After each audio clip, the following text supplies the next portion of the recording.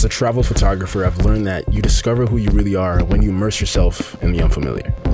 I became obsessed with the process, the long nights, the early mornings. I began to take pride in doing things a little differently.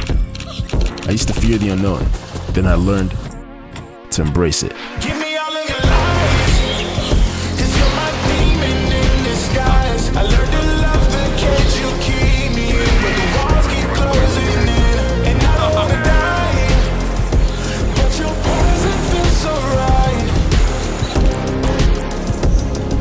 Perfect storm, a beautiful catastrophe. So get out there, embrace the unknown, and live your legacy. What you find just might surprise you.